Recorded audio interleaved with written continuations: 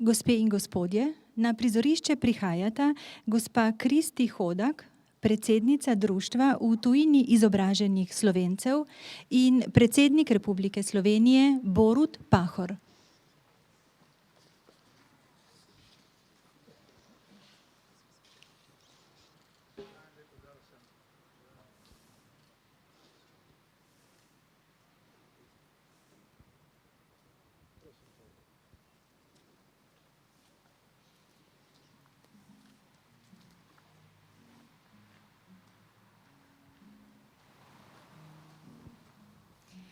V toplem mraku sobe, tam med odsevi rož, dve drobni lučki sta si zmeraj bliže. Dan bil je tih in ves svetal, zdaj sen se spušča med oba, dve zvezdi skozi noč gresta na daljno pot. V modrem steklu vaze, tam med odsevi rož, dve drobni lučki sta si zmeraj bliže. Ta noč temni za naju dva, ta dan je tih in poln sanj, gorek si je v mrak, odpiraš sanjam dlan. Ne prižigaj luči,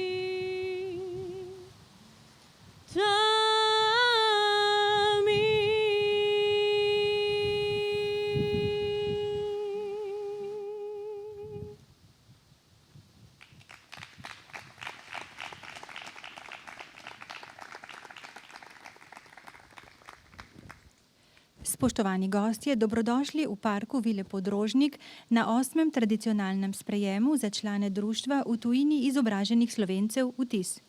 Predsednik Republike Slovenije Borut Pahor že od leta 2013 vsako leto v predsedniško palačo povabi Slovenke in Slovence, ki študirajo ali kot znanstveniki, raziskovalci ali predavatelji delujejo v tujini. Srečanja vedno potekajo v sodelovanju z Društvom v tujini izobraženih Slovencev VTIS. Tokratni sprejem je skladbo Ne prižigaj luči v temi otvorila Tjaša Fajdiga, prva Slovenka, ki je zaključila magistrski program muzikla na Kraljevi akademiji v Londonu in tudi članica VTIS-a. Na kitari jo je spremljal Urban Polšak. Uvodoma k pozdravnem nagovoru vabim gospo Kristi Hodak, predsednico Društva v tujini izobraženih Slovencev. Izvolite.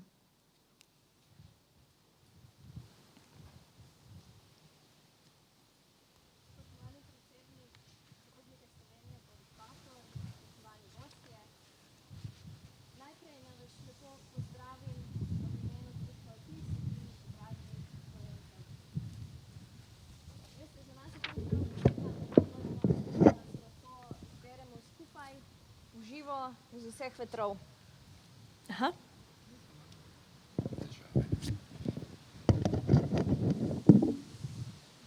No, vetrovi pa veter. Najprej še enkrat vsi lepo pozdravljeni. Torej, kot sem rekla, to je za nas zelo posebna priložnost, ker se ne vidimo dostikrat na enem mestu. Namreč sedaj nas je že skoraj 2000, razpršeni pa smo v preko 50 državah sveta. Zato en velik hvala kabinetu predsednika, da ste nam omogočili današnje srečanje, kjer se je zbrala tako raznolika in imenitna publika. Moč je v povezovanju. Še posebej, če se povežemo tisti s tako imenovano can do miselnostjo. Tisti, ki ne čakamo, da se bo boljša prihodnost zgodila, ampak jo aktivno gradimo s svojimi idejami in dejanji. Svetovno znani izraelski zgodovinar Yuval Harari pravi, da smo ljudje edina živa bitja na tem planetu sposobni uspešnega sodelovanja na globalni ravni. Zakaj je temu tako? Pravi, ker verjamemo v skupne mite, oziroma zgodbe in smo pripravljeni sodelovati s popolnimi neznanci, samo da le-te uresničimo. Ker je človek verjel v zgodbo, da smo skupaj močnejši, je navdahnil množice, zgradil imperije, države, podjetja. Zato, ker je verjel, da je papir, ki mu rečemo denar, nekaj vreden, je ustvaril globalno trgovino. Pa tudi zato, ker verjame, da mora žoga končati v mreži, so ta vikend neznanci iz različnih koncev Evrope igrali po istih pravilih. Torej, moč jasne in navdihujoče zgodbe ter povezovanja je neverjetna sila, s katero lahko vplivamo na vrednote in dejanja globalne populacije. Za dobre, žal pa včasih tudi slabe namene. V zadnjih desetletjih je globalni zahodni svet sledil eni smernici. Zgodbi o dobičku, za katerega je vse upravičeno. Neustavljivo uničevanje narave, izkoriščanje delovne sile in delitev ljudstva. S tem smo ustvarili današnje globalne probleme, podnebne spremembe, družbeno polarizacijo, nestrpnost, osamljenost, slabšanje mentalnega zdravja prebivalstva. Med pandemijo pa se je človek vsaj deloma ustavil in si vzel čas za premislek.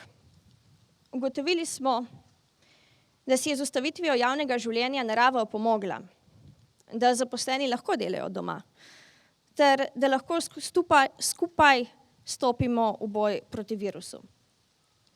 Tem spremembam sem vsakodnevno priča tudi na svojem delovnem mestu. V korporativnih pisarnah z najbolj tradicionalnim vodstvom je doslej zasmehovan in zanemarjen trajnostni razvoj postal glavna prioriteta. O njem se pogovarjamo tako resno, kot smo se do sedaj o profitu. Vodstva korporacij se proaktivno ozaveščajo o svojih nezavednih predsodkih do različnih ras, spolov in spolnih usmerjenosti.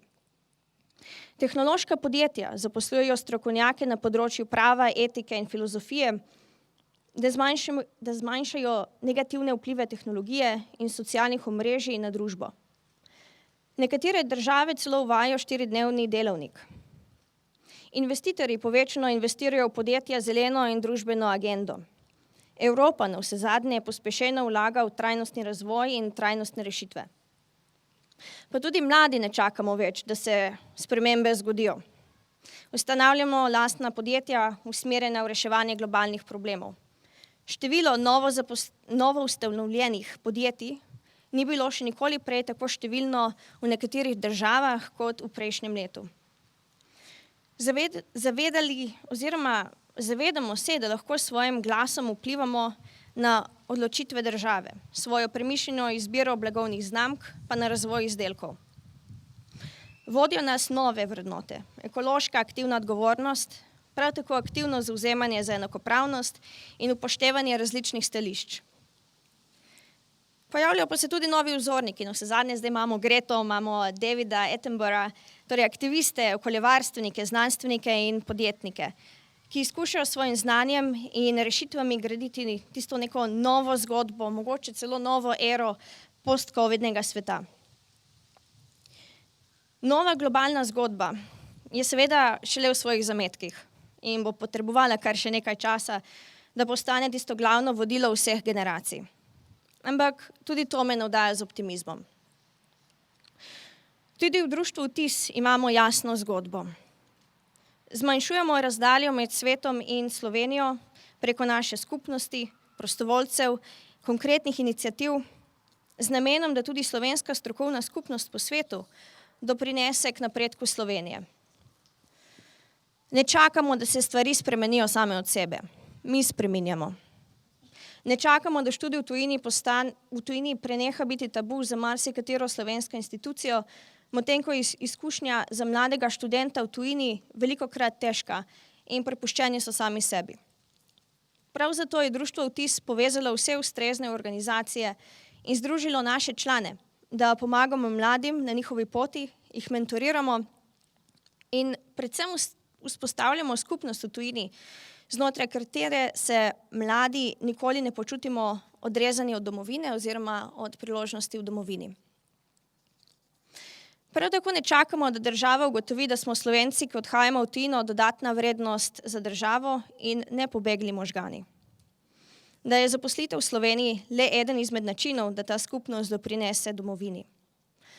Tako smo letos zbrali konkretne primere dobrih praks, uspešnih globalnih podjetij, kjer so tudi zaposleni v Tisovci in jih predstavili slovenskim podjetjem, da lahko skupaj ustvarijo spodbudno in privlačno okolje za talente iz celega sveta, tudi v Sloveniji.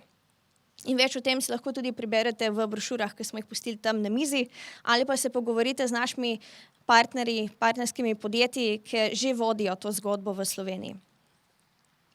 In kot zadnje ne čakamo, da slovenske izobraževalne in znanstvene institucije olajšajo zaposlitve v Sloveniji in sodelovanja visoko izobraženih slovenskih strokovnjakov iz tujine.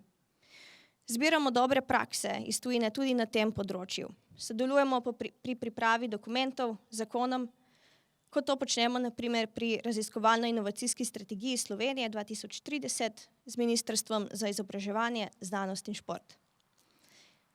Seveda to bo vzelo čas, zato med tem ustanavljamo tudi globalne strokovne skupnosti in mreže od podatkovne znanosti, biologije do kreativcev in podjetnikov med Slovenijo in tujino. Torej, iz naše vizije oziroma zgodbe je nastalo gibanje. Gibanje medsebojne pomoči, mentoriranja in sodelovanja. V našo zgodbo verjame tudi vedno več slovenskih podjetij, institucij, glavnih odločevalcev in sorodnih društev, ki nas preko partnerstev in skupnih sodelovanj podpirajo, donirajo in nam omogočajo pospešeno povezovanje Slovencev v tujini s Slovenijo. Torej, zahvala gre vam, da ta krog sodelovanja vztrajno raste. Ob praznovanju 30-letnice Slovenije ter predsedovanju Evropski komisiji imamo enkratno priložnost, da se ustavimo, premislimo in na novo redefiniramo naše prioritete in vizijo.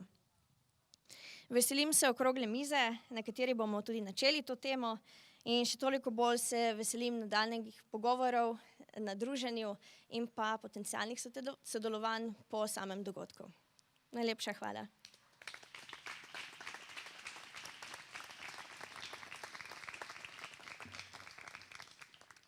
Hvala, gospa Hodak. V letošnjem letu praznujemo 30. obletnico samostojnosti Slovenije, nedavno pa smo prevzeli predsedovanje Svetu Evropske unije. Letošnji pogovor, ki spremlja srečanje, bo zato razpravljal o slovenski samostojnosti in tem, kako mladi gledajo na prihodnost Slovenije v kontekstu skupne evropske prihodnosti. S tem pogovorom predsednik Pahor nadaljuje niz razprav z naslovom Pogovorimo se o Evropi. V pogovoru bodo sogovorniki naslovili trajnostni razvoj in digitalizacijo. Sodelovali bodo Marko Maver, ki je študiral okoljevarstveno ekonomijo na Univerzi v Marylandu in v Združenih državah Amerike in doktoriral iz okoljevarstvenega prava na Univerzi v Sheffieldu, Velika Britanija. Usmerja se predvsem k vprašanju zmanjšanja emisij v industriji in k razvoju tehnologij, ki bi pripomogle k boju proti podnebnim spremembam. Izvolite.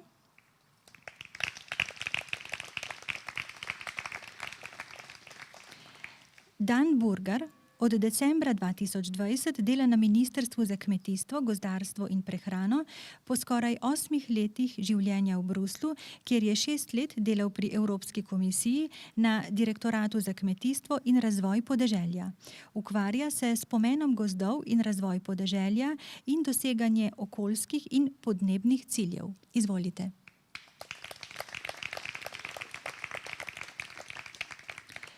Donna Marija Pavlin je dodiplomski študij zaključila na Univerzi na Dunaju, nato pa nadaljevala na EAE Business School v Madridu in drugod. Zdaj v podjetju Gen-I dela na področjih, s katerim skuša soustvarjati zeleno prihodnost. Izvolite.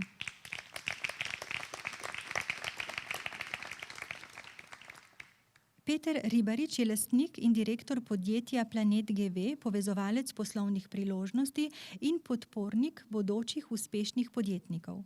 Leta 2019 je soustanovil sklada tveganega kapitala Silicon Gardens in Silicon Gardens Fund 2, v katerih so doslej zbrali 5,5 milijona evrov sredstev iz izključno zasebnih virov. Je diplomant Fakultete za računalništvo z področja umetne inteligence. Izvolite.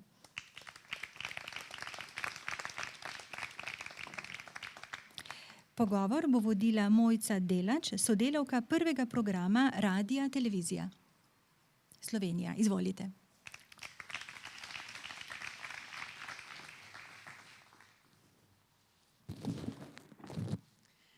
Spoštovani, dober dan in lep pozdrav tudi v mojem imenu. Upam, da se dobro slišimo in da se bomo dobro slišali predvsem moje sogovornike tudi v nadaljevanju.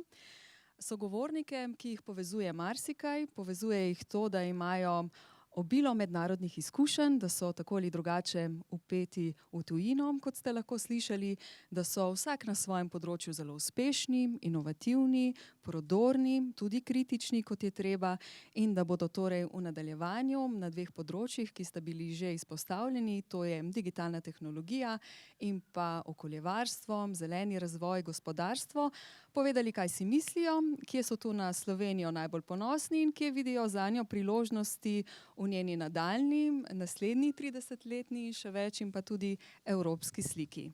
Donna Marija Pavlin, pa mogoče najprej vam predam besedo in če si tamle kar vzamete mikrofon. Kot smo slišali, nabirali ste izkušnje po različnih krajih v Evropi, od Dunaja, Berlina, Madrida.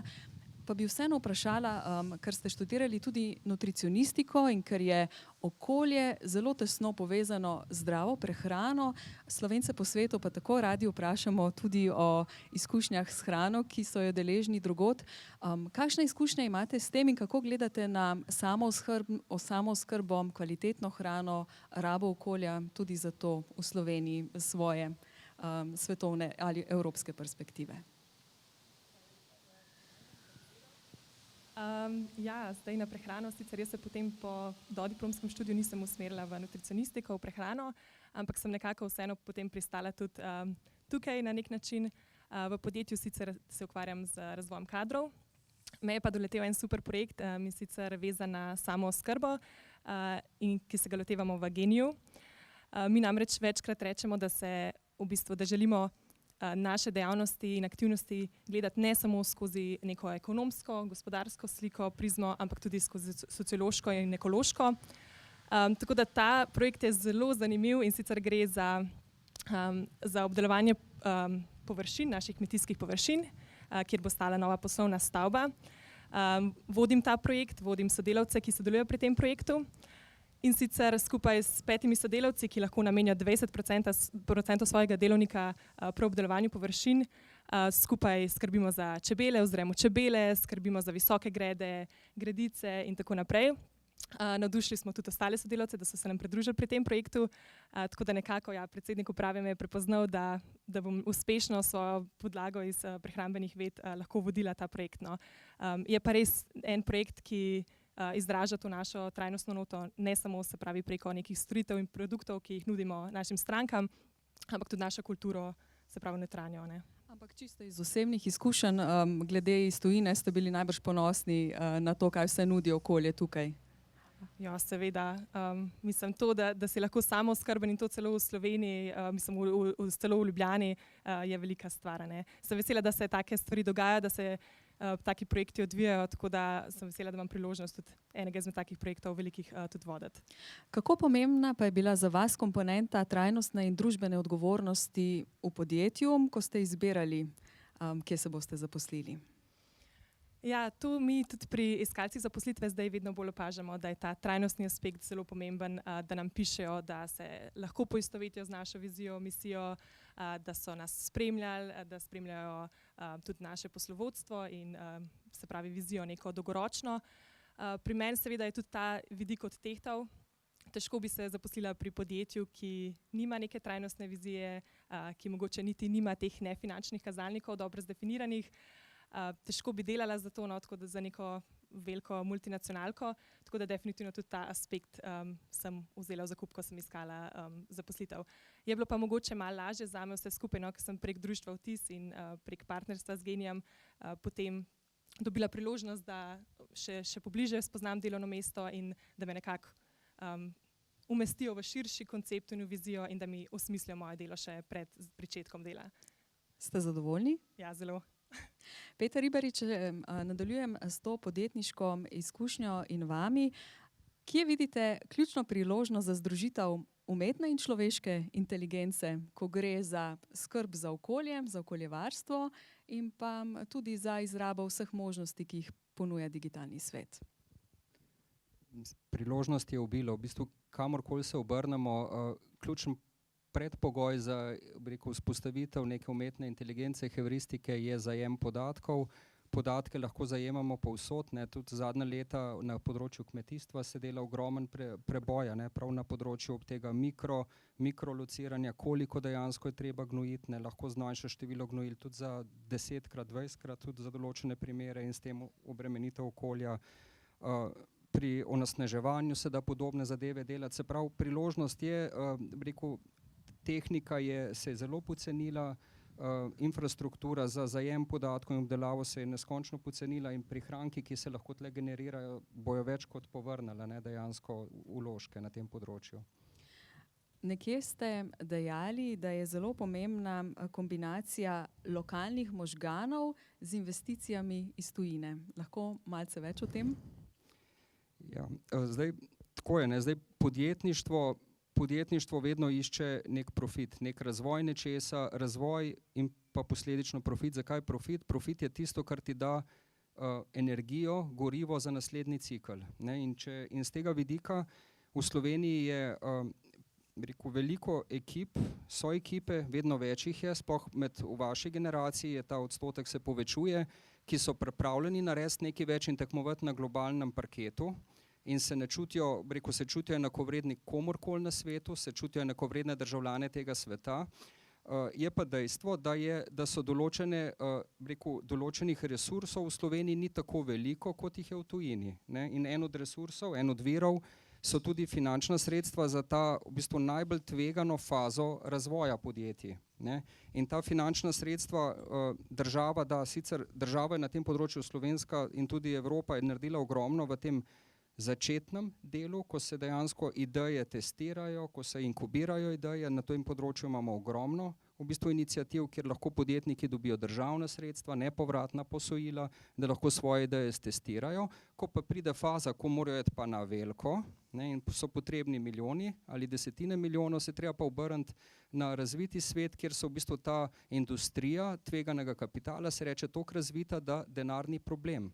Problem so ekipe, ki vejo, in želijo in hočejo in se ne ustrašijo izzivov.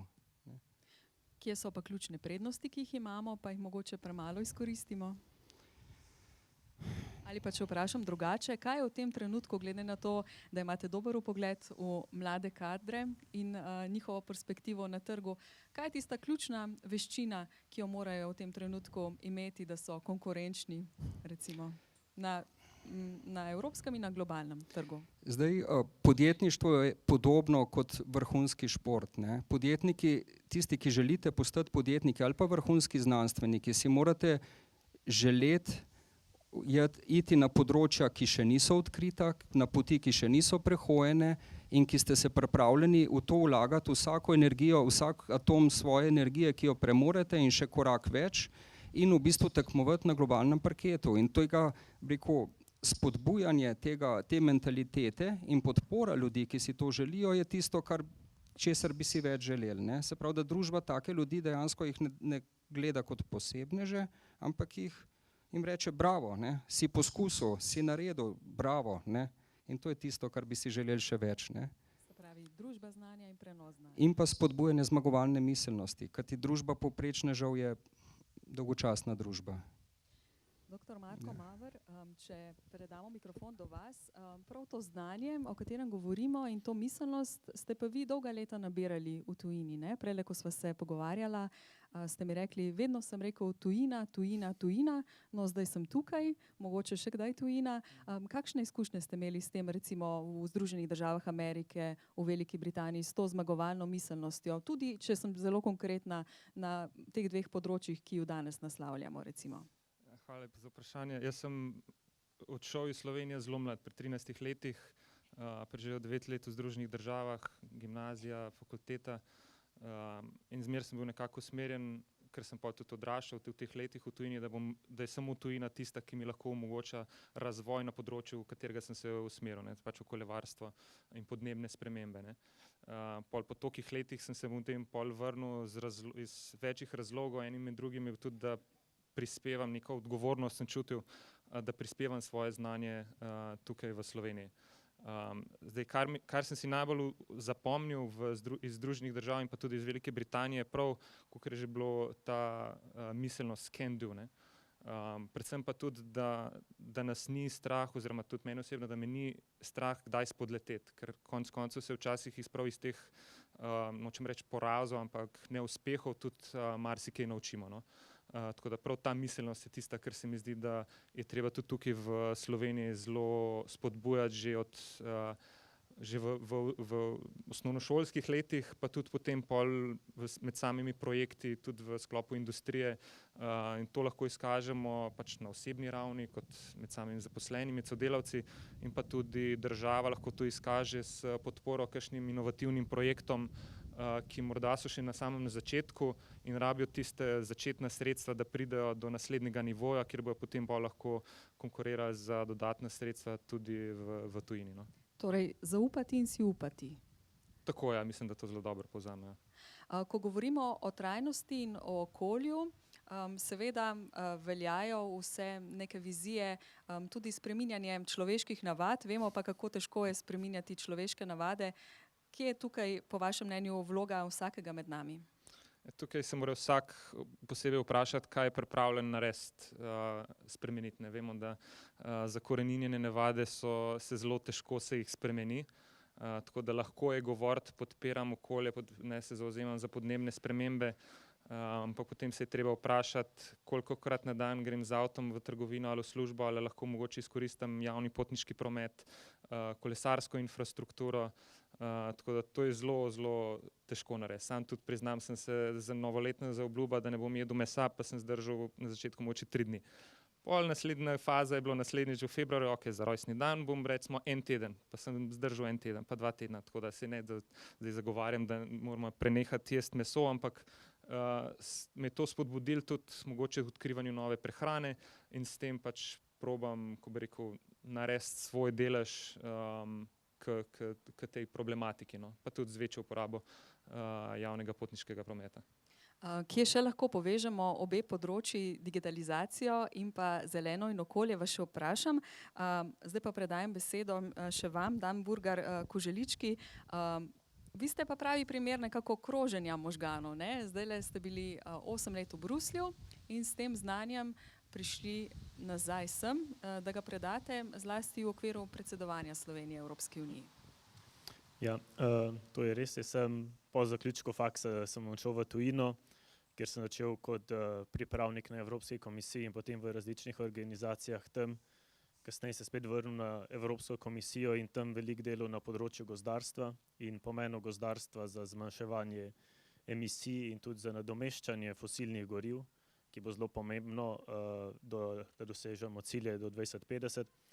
Potem se pa pojavlja ta možnost predsedovanja Evropski uniji, ki je pa pač neka taka iz mojega vidika zelo pomembna stvar. Torej, veliko, ki nas je bilo v Bruslju, ki smo tam delali, smo si nekako želeli, da se svoja znanja prenesemo, pridemo zdaj v Slovenijo, prenesemo to znanje in tudi temu pa nekako pomagamo pri predsedovanju, da mi čim bolje to izvedemo in da nekako predstavimo Slovenijo v najboljši luči.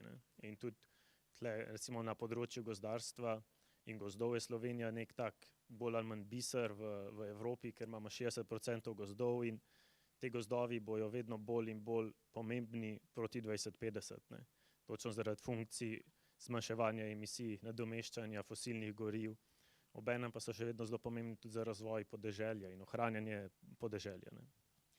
Torej, to, če prav razumem, je nekako vaš fokus, kako vse skupaj implementirati tudi v okviru gozdne strategije. Ja.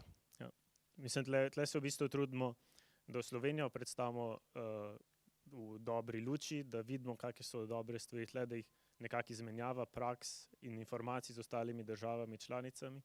In tudi, da pol mi vidimo, kaj oni delajo in kaj lahko mi prinesemo k nam. So pa tle vedno neke nacionalne specificitete, posebnosti, ki jih je pa treba pol skozi neke pogovore. Ne. Zato pa je pomembno sodelovanje in neki pogovori na ravni Evropske unije z vsemi državami. Ne. In tle tudi recimo mi z izkušnjami, ki smo jih pridobili v Bruslju na testem delu, lahko dosti pomagamo. In to je v bistvu naša naloga tukaj, da uporabimo svoje veze, svoje kontakte, da nekako izpeljemo to čim bolj. Kako se počutite zdaj, ko ste tukaj v osrčju gozdov? Zelo v redu, je fajn. Donna Marija Pavlin, veliko ste se tudi v zadnjem času, ko ste v okviru društva Vtis, kot ste že rekli, govorili z mladimi kadri, njihovimi željami in izkušnjami iz gospodarstva, gotovo tudi razmišljali o tem, kaj jih vabi sem in kje so tudi kritični, kaj bi si še želeli. Kako pomembna je tukaj vloga tudi digitalizacije, recimo, in spremenjenega načina dela? Ja, objavili smo v okviru društva Vtis publikacijo Dobre prakse globalnih zaposlovalcev, no tudi slovenski zaposlovalci so bili vključeni v to publikacijo in sicer smo spraševali mlade v tujini in doma, česa si želijo, kaj jih v bistvu pritegne pri zaposlovalcih in kaj jih zadrži potem pri zaposlovalcih. Zdaj zanimiv podatek mogoče za začetek je, da niti ni glavni faktor motivacije plača za vrnitev v tujini živečih Slovencev, ampak druge stvari, kot recimo fleksibilni delovnik, kot nek profesionalni izzivi, pravi, primerni, dostopnost vodstva in tako naprej. Tako da jaz mislim, da je naša odgovornost tukaj v Sloveniji, odgovornost gospodarstva, stroke, da zagotovi primerne izzive vsem Slovencem živečim v tujini. Predvsem, da za začetek mogoče bi bila, logičen začetek bi bil, da se mogoče malo olajša vso birokracijo s priznavanjem kreditnih točk. Mislim, da se tukaj lahko vsi strinjamo s tem, s habilitacijami imajo nekateri težave in tako naprej.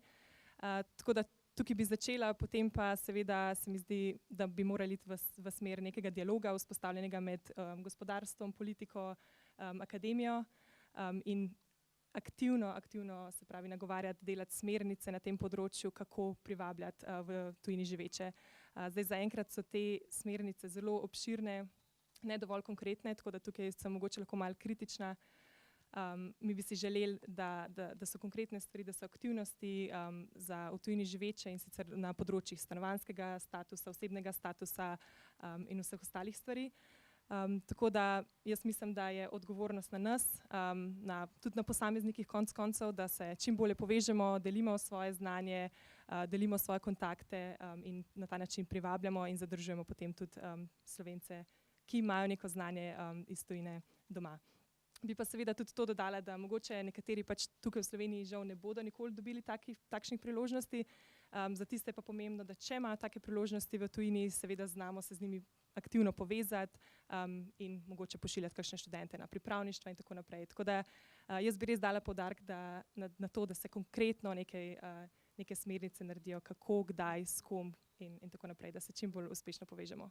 Kajti kot ste mi dejali malo prej v pogovoru, lepo je priti domov, ni pa vedno čisto enostavno, ne, z vsem tem znanjem oziroma dobiti tukaj tudi pravo priložnost.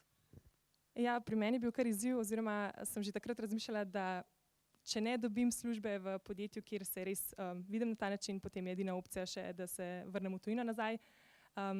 No, potem so pa pri meni tudi odtehtali neki osebni razlogi, bi si pa želela, da se več Slovencev počuti nekako profesionalno poklicane in nekako soočene z nekimi relevantnimi izzivi, ne pa tako samo osebnostno motivirane, no, zaradi nekih družinskih ali pa prijateljskih vezi.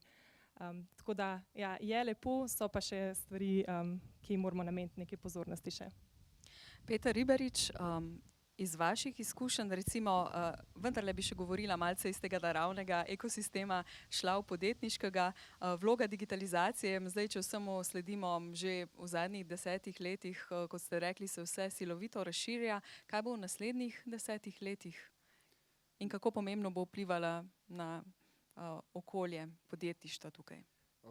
Nekako, če gledamo, to govorim pa zdaj stranišča, izobraževalca tudi, kar vidim, se pravi naprednejše organizacije se odločajo že za masovno izobraževanje vseh zaposlenih z področja digitalnih znanj. Nekateri gredo celo tako daleč, da jih učijo vse v bistvu sodelavce abecede programiranja, ne da bi kadarkoli programirali, vendar da razumejo ta svet, bojo lažje se sporazumevali z informatiki in pa inženirji. Zato da logiko, da ta jezik na nek način enega od jezikov sedanjosti, ne prihodnosti več, to je pač svetovni jezik, ki ga govorijo vsi, jezik avtomatov, da ga razumejo. In to je ena od stvari, ki mislim, da bo to šlo samo hitreje naprej. Zdaj, na nas pa je kot družbi, da usmerjamo ta razvoj v pozitivno. Kako pa to nekako uspešne prakse, če grem še malce širše, iz tudi iz zasebnega sektorja prenesti na širši družbeni javni sektor? Imate tukaj kakšne ideje? Ena od stvari, recimo odlih ta, koliko je družba znanja močna. Družba znanja je toliko močna, kot je nekih povezav, ki se ustvarjajo med posamezniki. In koliko so te povezave, koliko so te posamezniki kvalitetno različni, to je pomembno, in pa kako so povezani med sabo. In če gledamo prav v bistvu današnjo okrogla miza, predvsem kolega na desni, sta super primer tega, ko v bistvu javni sektor, se pravi država, politika povabi med se v tujini izobražene strokovnjake. In to je ta prava reč. Se pravi povezovati, prenašati znanje tudi iz gospodarstva v javni sektor. V javni sektor tukaj bi poudaril eno odlično iniciativo Ministrstva za javno upravo in pa MČM-a, kjer v bistvu stalno izmenjujejo, krožijo ljudje, krožijo kadri med javnim in zasebnim sektorjem. Zakaj je to pomembno? Zato, ker kako bo lahko uradnik, državni uradnik načrtoval politike, če ne razume svojega obdelovanca, svojega državljana, če sploh ne ve, kako živijo, kaj delajo. In na drugi strani, kako bomo lahko mi iz gospodarstva se sploh pogovarjali z ljudmi, ki politike sestavljajo, če ne razumemo njihovega sveta. Podjetniki moramo razmišljati na dnevni, na tedenski ravni, letna raven je že zelo daleč. Strokovnjaki, uradniki, ki pa snujejo politike, morajo imeti pa 10-letni pogled. In to je treba razumeti, to je spet ta interfejs, ki ga moramo ustvariti. Ustvarimo ga pa s tem, da se družimo, da si izmenjujemo, da se družimo intenzivno, se pravi ta deljenje izkušenj, to, da se v bistvu gospodarstveniki za teden, dva grejo v javni sektor in obratno, to je ena od najboljših iniciativ zadnjih let, moram reči. Se pravi, imamo zdaj že kar dobre nastavke, recimo tudi potem v pogovorih po tej okrogli mizi za kakšno plodno sodelovanje. Tako. Ja, smo v naravi, tako da narava prinaša tudi seveda vreme s sabo in na ne gre vplivati. Doktor Maver, prejle sem vam že obljubila vprašanje povezovanja digitalizacije in okolja. Bi lahko kot primer izpostavili digitalizacijo kmetijstva, na primer? Se mi zdi, ja, to je že bilo že omenjeno. To je ključno pri sami digitalizaciji zbiranje podatkov.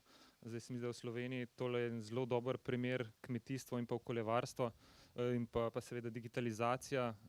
Je zelo veliko projektov in mogoče, ki bi ga izpostavil, je, se mi zdi, da se je zaključil pred slabim letom, je bil financiran strani Evropske komisije, Life Viva Adapt, se mi zdi. V bistvu je bilo, cilj projekta je bilo, kako omogočiti oziroma iskanje rešitev za kmetijstvo in pa prilagajanje na podnebne spremembe. In so uspešno vzpostavili sistem zbiranja podatkov za bolj učinkovito zalivanje kmetijskih površin in pa spremljanje vetra.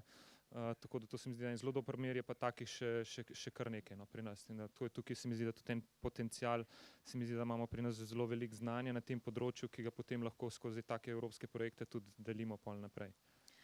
Kje nam pa še manjka? Na področju okoljevarstva, digitalizacija ali kako? In prepleta obojega, recimo. Kjer nam manjka, se mi zdi, da moramo, kot sem že prej omenil, moramo spodbujati razne inovativne projekte. Tukaj se mi zdi, da je en manjko, Predvsem, zdaj lahko govorim iz svojega osebnega področja, pač zmanjševanja emisij v težki industriji. Še pred slabimi 2 leti sem bil državni sekretar na ministrstvu, sem imel zelo veliko obiskov strani industrije, kjer so nam predstavili take inovativne projekte, ali je bilo to mogoče za sosežig, monosežig odpadkov ali za zmanjševanje oziroma zajem CO2 iz težke industrije, iz proizvodnje cementa, aluminija, ampak so bili ravno na tej točki, kjer so potrebovali tisti nekak signal iz strani države in pa neka zagonska sredstva, da bi prišli na tisti naslednji nivo. Tako da tukaj nam, kakor smo že prej rekli, nam manjka malo poguma za take inovacijske projekte in pa tudi mogoče več sodelovanja z vsemi deležniki, ne? Da se politiko, kar ste prej omenili, da se res pripravljajo politike in pa rešitve strani gospodarstva že zgodaj v začetnih fazah, ne pa da v bistvu politika prehiti gospodarstvo ali pa obratno, ne. Tako da tukaj je ključen ta dialog, ki se mi zdi, da smo ga v zadnjih nekaj tednih zelo veliko o njem slišali, kako pomemben je tako za okoljevarstvo in pa tudi za širše gospodarske panoge. Se pravi, če prav razumem, vključitev širše civilne družbe, stroke pri odločanju. Absolutno. To se mi zdi, da je ključen faktor za učinkovito iskanje rešitev, ne? Ker vemo, kaj se lahko zgodi, če ne vključiš širše civilne družbe ali v pripravo politik. Se mi zdi, da je bil v nedeljo zelo dober pokazatelj, kako pomembno so določene vrednote za Slovenijo narava, ne? In kako nas to dejansko zbližuje, ne? Smo sposobni pogledati čez, črte strank oziroma levi, desni. Se mi zdi, da je to tisto področje, kjer je tudi potencial Slovenije za širitev znanja in pa inovativnosti v Evropi in po svetu. Hvala lepa.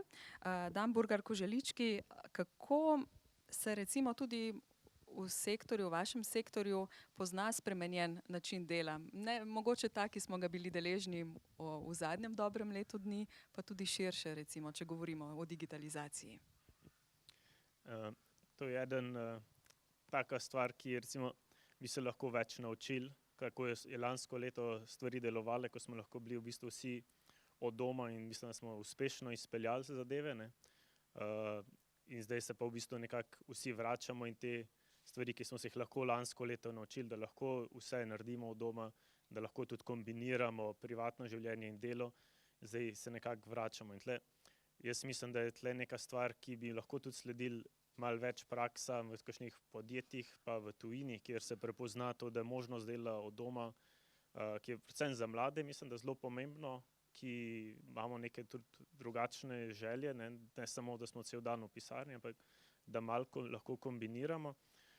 Tle bi se mislim, da lahko nekaj več naučili, ker to bi bilo pomembno tudi recimo iz vidika prehoda na neko zeleno ekonomijo, ne. Če smo mi lahko malo doma, se zmanjša transport, emisije iz transporta, se zmanjša čas, ki ga izgubimo v bistvu vsak dan v vožnji, zmanjša se stres in nekako tukaj neke kombinacije bi se lahko bolj prenesle iz lanskega leta, ne. Mislim, da se bolj vračamo zdaj nekako nazaj in nismo vzeli vseh teh pozitivnih par stvari, kar so se lansko leto pokazale.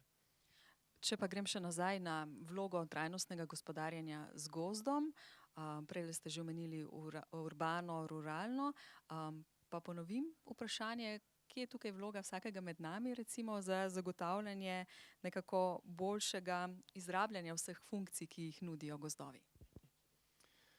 Nekako je vedno, tako kot je tle so že sodelavci, kolegi rekli, je pač odgovornost, da vsak proba narediti čim več, kar lahko, ne. Nekako pa moramo tudi zagotoviti, da ko gremo proti podnebno nevtralnemu gospodarstvu, da ni vse spet samo na ljudeh, ne. Še vedno mi si želimo, da gremo recimo na dopust, da gremo lahko nekam na izlet, da lahko gremo na neko večerjo in take stvari morajo biti dovoljene, ne. Mora biti možnosti za te, ne. Tako da vsaka stvar lahko pripomore, mislim pa, da nekako mora pa politika tle zagotoviti tudi primerno in da je pravičen ta prehod, ne, da so vsi udeleženi, ne da nekateri bolj trpijo ali pa da so izpuščeni v tem prehodu v zeleno gospodarstvo. Tako kot recimo pri Slovencih v svetu govorimo o kroženju možganov, je pa recimo pri gozdarstvu pomembno to krožno biogospodarstvo. Nam gre tukaj dobro? Mislim, da Sloveniji gre tle kar v redu. No. Slovenija je gospodar z gozdovi trajnostno, sonaravno in večnamensko, kar pomeni, da vedno gledamo, da je vedno več gozdov, vedno večji prirastek, da imamo surovine, ki jih lahko izkoriščamo in da imamo tudi gozdove, ki zagotavljajo različne funkcije, od proizvodne funkcije, torej za ekonomijo, obenem pa, da lahko gremo na sprehod v gozd, da gremo lahko nabirati neke gobe, druženja in tako. Ne. In tudi za biodiverziteto. 44% slovenskih gozdov je zaščitenih z Naturo 2000, tako da tle je nek odraz, da imamo mi dosta v redu situacijo. Seveda pa, ko grem, je potrebno tudi videti, da se neki novi produkti bojo začeli pojavljati, da se uporablja vedno več lesna biomasa namesto fosilnih goriv. Ne. To recimo kot neki predmeti, kot pohištvo ali neke stanovanja, hiše iz lesa, ki so tudi boljše iz klimatskih vidikov in iz vidikov tudi življenja v njih. Ne. In tle mislim, kako so tudi še ostali govorci rekli, neke dolgotrajne, dolgoročne vizije so tle pomembne. Ne. Seveda vsak od nas verjetno vidi, kako bomo prišli do leta 2050, do zelenega gospodarstva na nek drugačen način. Ne. Eni vidijo to, da bo prišlo samo iz bioenergije, eni samo solarne, sončne energije, eni samo hidro. Tle je treba neke pogovor, neka sodelovanja ustvarjati in mislim, da je to dober primer danes, tle, ko se lahko neke take vizije in strategije dolgoročne ustvarjajo, se pogovorimo in najdemo neki skupine. Še vedno je dosti težko najti neki skupaj, ampak nas pa pripelje lahko do boljšega rezultata dolgoročno, če sodelujemo. In res smo danes tukaj, skupaj povezani. Še preden postavim čisto zadnje vprašanje, vsem me zanima, glede na to, da je med vami mnogo takih, ki prihajate iz sveta z različnimi izkušnjami, tako na področju digitalizacije kot na področju okolja. Se vam je vmes mogoče utrnilo kakšno vprašanje za moje današnje sogovornike, ki bi ga radi delili z njimi, ali pa preblisk, ali pa kakšna vaša izkušnja, tako na enem ali pa na drugem področju. Prosim. Aha. Zdajle mikrofon. Igor, mogoče jaz kar predam. Hvala. Lep pozdrav vsem skupaj, Igor Cesarec je moje ime. Hvala, gospod predsednik, da nas že 8. leto zapored gostite. Res, da je tokrat par stopinj Celzija več kot običajno. In pa seveda hvala vsem panelistom za današnje predstavitve, zelo zanimivo. Ampak, če se ne motim, je naslov današnjega pogovora Pogovorimo se o prihodnosti Slovenije, o prihodnosti Evrope. In bi potem pozval vsakega od vas, panelistov, da se nekako vizionarsko zazrete v prihodnost in delite z nami, kaj je recimo tista ena sprememba, ki bi jo vi želeli videti v Sloveniji do tistega časa, ko bo ta naša država praznovala svojo 40-letnico. Hvala.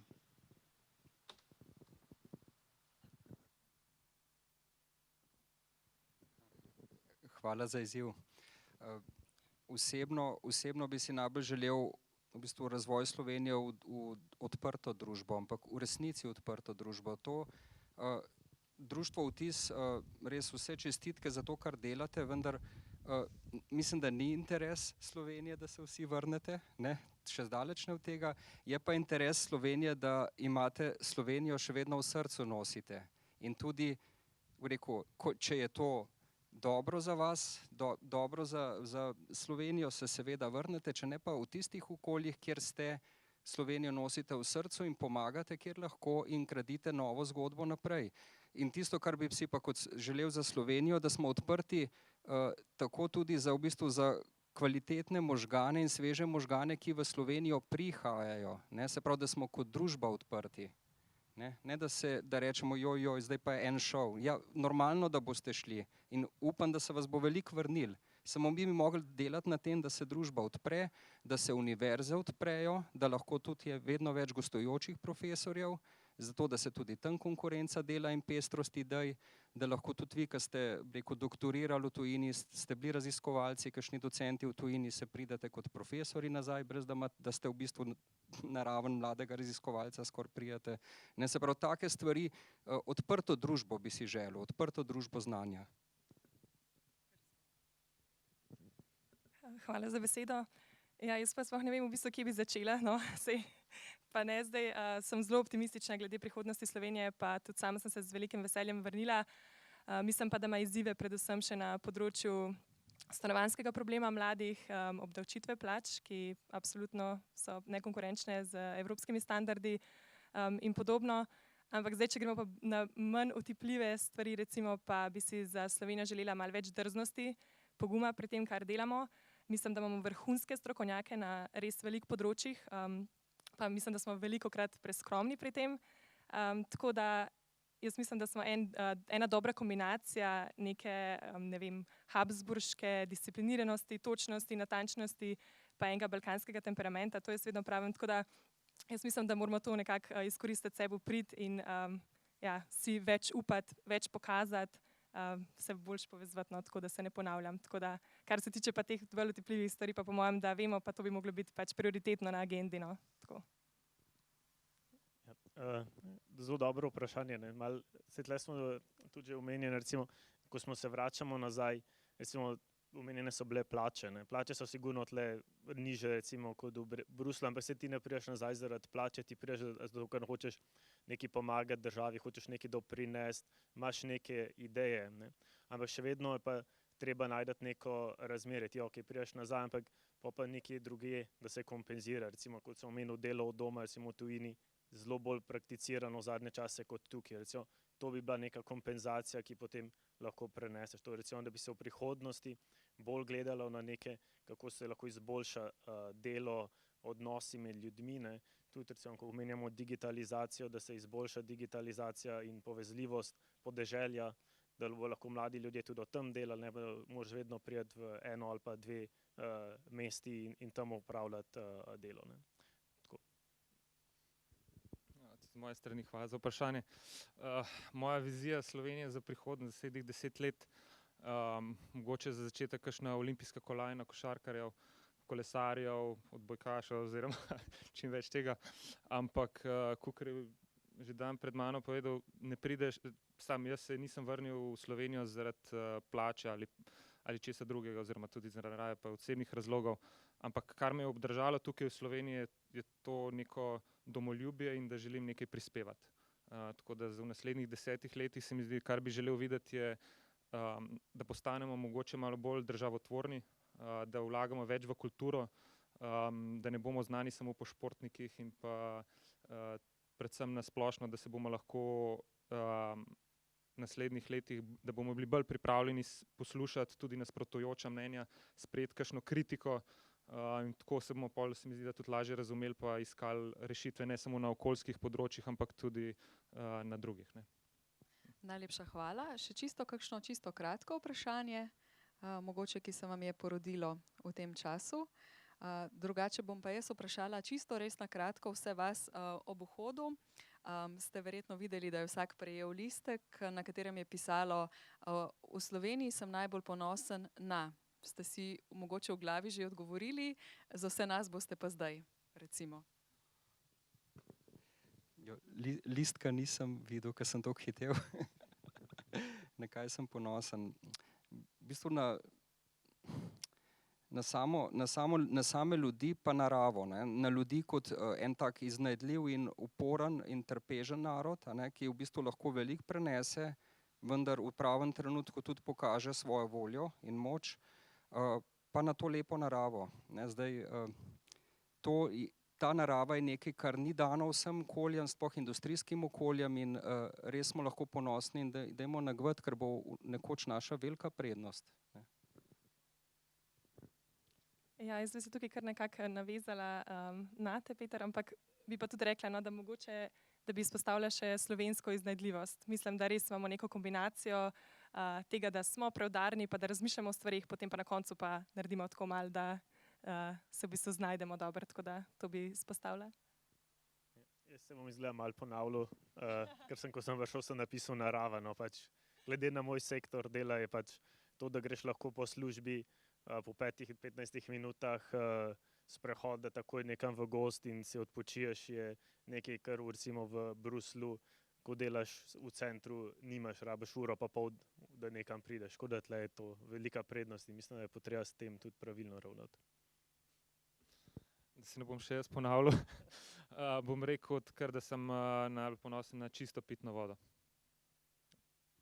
Kratko, jedrnato, tudi iztočnica mogoče za nadaljevanjem, ko boste ob kakšnem kozarcu čiste pitne vode lahko razpravljali naprej o tem, na kaj ste vi ponosni, kot smo slišali. Omrežja v naših možganih nas bodo peljala naprej. Ta omrežja so še učinkovitejša, inovativnejša, vztrajnejša in prodornejša, če se mrežijo z drugimi omrežji, in ena taka krasna priložnost bo tudi v nadaljevanju. Najlepše se zahvaljujem vsem mojim sogovornikom za vse ideje in misli, ki so jih delili z nami. Veliko uspeha pri vašem delu in še kdaj nasvidenje. Hvala lepa.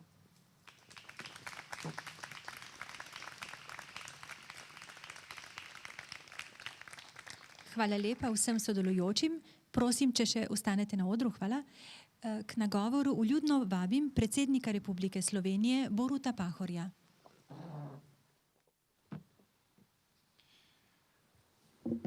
Spoštovana predsednica, gospe in gospodje, panelisti. Najprej ne izrazim veliko zadovoljstvo, prav srečo, da se znova vidimo. Lansko leto, po običaju, na koncu decembra, običajno na dan samostojnosti in enotnosti, lani nismo mogli praznovati. Se nismo srečali, se nismo pogovarjali. Vendar ste vi, predsednica, bili tako ljubeznivi, da ste sprejeli moje vabilo in sva virtualno ob dnevu samostojnosti in enotnosti nagovorila Slovenke in Slovence doma in povsod po svetu ter državljanke in državljane. Zavedno mi bo ostal v spominu vaš iskren optimizem, ki smo ga takrat tako zelo potrebovali. Vsi se boste spomnili, kako je bilo tam praktično na vrhuncu drugega vala epidemije. Vsi smo bili od nje utrujeni, potrpežljivosti je začelo primanjkovati. Na drugi strani pa se je izkazovala izjemna solidarnost in dobrota med ljudmi, ki je na koncu tudi začela potem vendarle zmagovati. Vaš nagovor, ki je bil nekaj svežega, se mi zdi, je takrat marsikomu pustil močan vtis, to vam moram reči, če sami tega niste bili deležni. V tem času, ko se prvič po letu 2013 tam po dnevu po Božiču nismo srečali, se srečujemo tukaj v tem čudovitem ambientu Vile Podrožnik. Upam, da se nihče ne pritožuje, če je za uro na soncu. Se mi zdi, da je tudi to eno tako močno sporočilo, da se ne damo, da iščemo priložnosti tam, kjer jih prej nismo videli. Tukaj sem jaz v to vilo zahajal vso svojo politično kariero in se nikoli ne spomnim, da bi tukaj imeli kakšne protokolarne dogodke. Morda so bili, jaz se jih ne spomnim. No, potem pa smo morali zaradi okoliščin, zaradi covida iskati druge priložnosti in smo našli tudi ta čudovit amfiteater, ki nas danes tako lepo greje z poletnim soncem. Vsebinsko bi pa rekel naslednje, tudi panelistom in vam vsem. V času covida, ko je bila, kot rečeno, na preizkušnji naša potrpežljivost, solidarnost in ko smo se kar dobro odrezali in našim ljudem grejo izrazi občudovanja, je prišlo na ravni Evropske unije do nekega pomembnega, se mi zdi, preloma. Evropski svet je na predlog Evropske komisije in ob podpori Evropskega parlamenta relativno kmalu, glede na moje izkušnje iz vodenja vlade v času ekonomske krize pred 10 leti, prišel do dogovora o finančnem paketu za okrevanje. Ta je vreden 3/4 trilijona evrov in je pomemben zato, ker ne pomaga državam, da samo premagajo posledice te krize, ampak jim pomaga, da se lažje preusmerijo v tisto, kar sicer imenujemo trajnostni razvoj. Zdaj, to pravim zato, ker letos praznujemo mi tudi 30. obletnico in zrasla je že generacija, ki je zdaj visoko izobražena, ki postaja nosilna generacija naše prihodnosti, ki je bila rojena v samostojno Slovenijo, ki tudi v tem psihološkem smislu nima nekih dilem ali razno raznih kako bi rekel, ostankov nekih čustev, ki morda še tako ali drugače zadevajo mojo generacijo ali celo starejše ljudi. Vi ste vsi brez teh močnih primesi, ki so pri čustvovanju ljudi povsem običajne. Imate to svežino, ste izobraženi, ste povsod po svetu in kot veste, od prvega srečanja z mano nikoli nisem pokroviteljsko menil, da je edina naloga države, da razmišlja, kako vas bi dobili nazaj. Ostanite tam, kjer ste ustvarjalni. Samo bodite tako prijazni, odprti, mi pa toliko spretni, da smo z vami v dialogu, v kontaktu, da sodelujemo, da si pomagamo. To, kar je bilo tukaj rečeno, je imenitno. V tem času je tudi moj sin začel študirati v tujini in postal vaš član. Vse to se mi zdi, da je nekaj, kar bi vas prosil in s tem zaključujem, da razumete kot, vam ne bi zdaj naložil prevelikega poslanstva, kot vašo veliko generacijsko priložnost. V moji generaciji, recimo meni, pred 30 leti, ko sem bil recimo eden najmlajših delegatov Bučarjeve skupščine, ki je sprejemala odločitev o samostojnosti, je bilo naloženo, da naredimo ta velik prelom v slovenski zgodovini. Iz naroda smo postali nacija, Slovenci smo dobili svojo državo. V naslednjih letih smo se vključili tudi v Evropsko unijo in NATO, postali smo suveren del, aktiven del sveta. Zdaj pa, ljubi prijatelji, je na vas, zdaj ste vi, tista nosilna generacija, ki mora razmisliti o tem, kako izkoristiti to priložnost, ki je dana tudi s paketom okrevanja. Kako ne samo s tem denarjem, kako bi rekel, mogoče pospešiti kakšen razvojni zaostanek, ampak ta zaostanek usmeriti v en razvojni preskok tam, kjer vidimo našo prihodnost. To je, kot je bilo rečeno, v tem, da ohranimo to čudovito naravo, hkrati, da ustvarimo pogoje, da v njej živimo na visoki ravni blaginje in varnosti. To je pa zdaj se mi zdi neko vaše poslanstvo.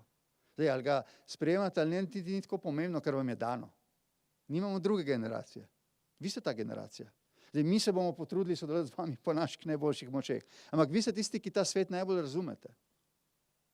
In pri tem bi želel v imenu države reči, da bomo naredili vse, kar je v naši moči, se mi zdi zares iskreno, da vam tukaj, kolikor je mogoče, in odpremo vrata, in vzpostavimo dialog, in pustimo, da kakšne stvari naredite tudi na način, ki se bo izkazal za napačnega, ampak da ste pogumni in da greste naprej, da probate. Tako kot smo mi. Marsikaj je bilo tudi zgrešenega, ampak je bilo treba iti naprej, če smo hoteli doseči to, kar danes imamo. In to mora biti zdaj dano tudi vam.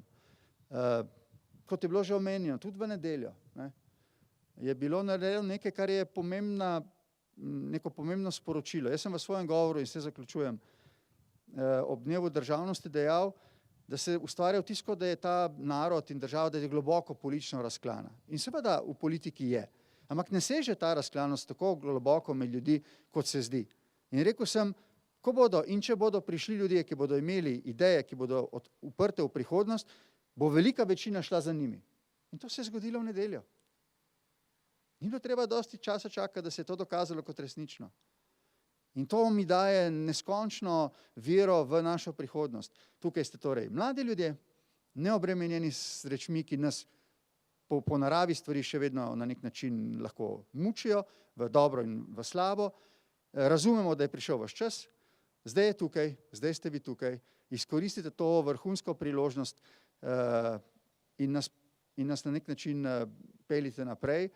Slovenija je ustvarjena za ta trajnostni razvoj, vi imate to znanje, kjerkoli že ste na tem planetu, sodelujte s to ljubo domovino, ki jo imamo, tako da bomo leta 2050, čez 30 let, lahko praznovali vaše uspehe, uspehe vaše generacije. Na tej poti vam želim veliko uspeha, si želim, da bi se letos za Božič vendarle sestali, srečali v palači in nadaljevali so tradicijo, ki se mi zdi, da je obrodila vendarle neke sadove v tem smislu enega zaupanja, sodelovanja, dialoga in tako naprej. Sem vesel, da ste se odzvali na vabilo, upam, da se boste zadržali v tem prijetnem okolju Vile Podrožnik, da boste malo tudi uživali in se vam hvaležen za vašo pozornost. Hvala.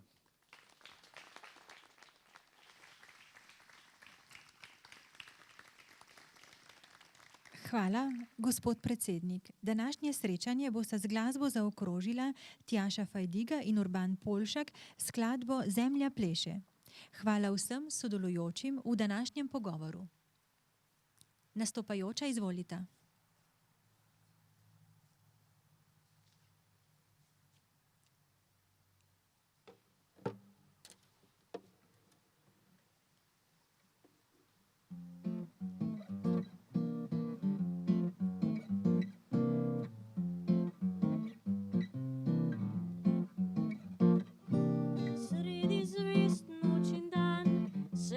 Ta svet, zemlja pleše, tja med zvezde. Pade sneg, pride maj, pride spet jesen, 1000 let že, zemlja pleše. Orion, saksofon, mesec kontrabas, zemlja pleše, tja med zvezde. In z njo grad, vsak oblak, in vse ceste in celota najin mali dom, in celota najin mali dom.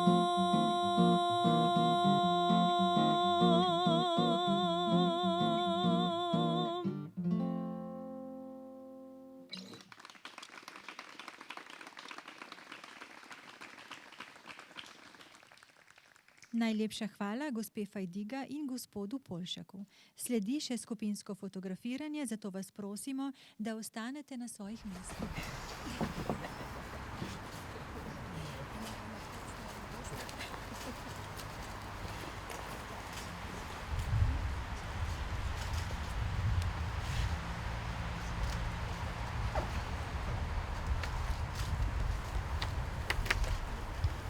Hvala, s tem je uradni del programa zaključen.